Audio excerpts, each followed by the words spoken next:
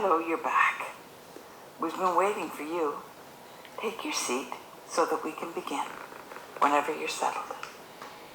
If you've missed any of the chapters, they are posted on our website.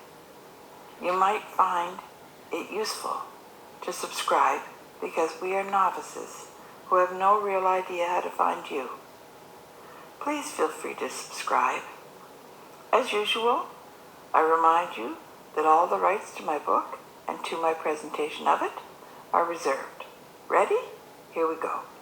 Chapter 8, Dreaming. They dreamt of bygone times that night. Oscar dreamt of Desmond's laughter at Camp X when they snuck back into camp after curfew and almost got sent home. He dreamt of them singing their silly drunk song of resistance, Bella Ciao, Bella Ciao, Bella Ciao, Ciao, Ciao. He woke himself up, pumping his fist in his sleep, imitating what they used to do.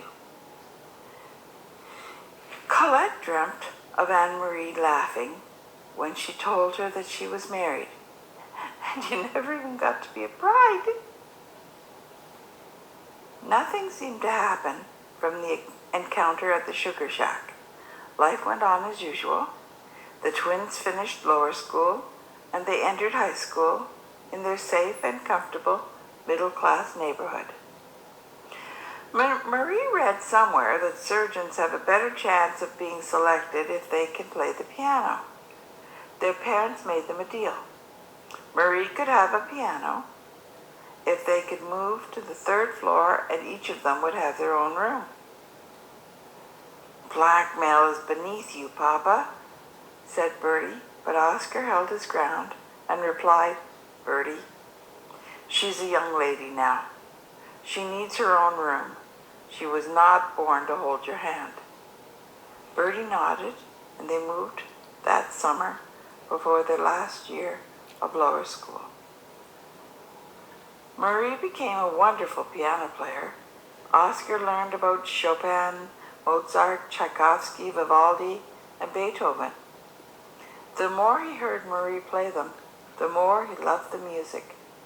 Bertie preferred when Marie played modern pieces. She could play by ear to entertain his friends.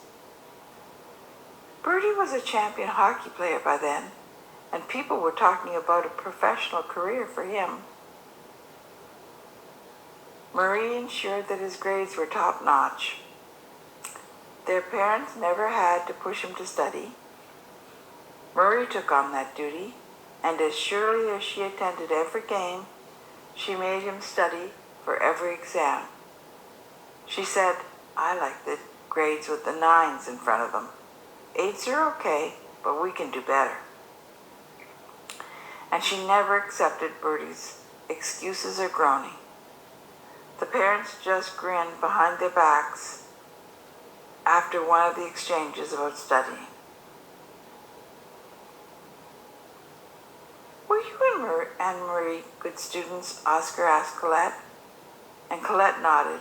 She said, Anne-Marie and I were always top of our classes. Marie merely sniffed at Bertie's friends when they all wanted to date her in high school. One day, her parents overheard her say to Bertie, when they thought they were all alone, I'm not marrying one of those clowns, Bertie. They might be really nice, but I am never ever getting married. I want to be a doctor. I will be a doctor, and no one will get in my way. I really, truly do not want to get married. Bertie, please help me with this. I do not want to hurt anyone's feelings, but if one more of your friends ever tries to kiss me, I will break his lips. And they all knew that she meant business. Others meant business too. It was strange how one little slip could cause so much trouble. It's like dropping a stitch in knitting. It can make days' worth of knitting unravel in an instant. The records stated that Oscar's wife was born in Gatineau, not Trois-Rivières, and the private investigator had noticed the slip. The private investigators from France had been looking for Anne-Marie for years. She had a childless uncle and aunt living in Paris. Anne-Marie had never met her father's brother or his wife. Now they wanted to meet her. They desperately wanted to meet her. They wanted her. It had taken some time for the private investigator in Quebec to be certain of what he had discovered. It took even more time for his report to be considered and taken seriously in France. The wealthy childless uncle was utterly obsessed with finding his niece Anne-Marie Pomade. She was his brother's sole heir.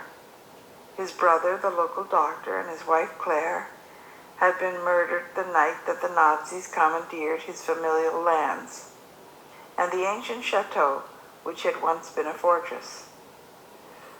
Aki Pomade had their bodies that had been ignominiously buried in the forest outside the manicured lawns exhumed. It had been a further blow to find that their child was not buried there with them. It sparked a painful shard of hope. The couple had been reburied in the local churchyard, and the service had been presided over by a troublesome local priest who was always demanding that Aki Pomade extend his hereditary benevolence to the struggling people of the town. Why should I? Aki had wondered. His wife Paulette seemed quite enamored of the chateau, and she suggested that they should renovate the decimated chateau and move to town. For the first time in their marriage, Aki denied Paulette her demand.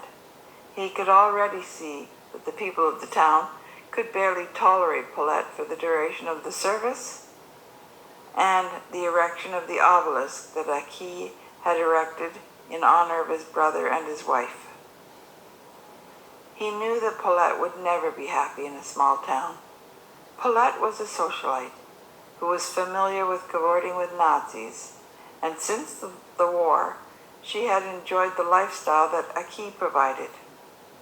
In Paris, she could shop to her heart's content and attend all the parties for which she lived.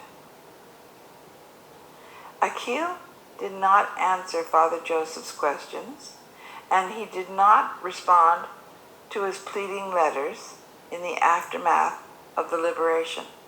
As far as Aki was concerned, the chateau and everything to do with his family could be swallowed up in decay. The only thing he cared about, as far as his familial line was concerned, was an heir. When he finally heard that his niece was dead, but that she had left behind a daughter, nothing and no one, not even his wife, could be allowed to interfere with her return to France. She was the heir. That's the end of this chapter. I invite you back for the next. You know I feel that it is just never the same unless you're here. So please come and see us again. Your friend, Deborah.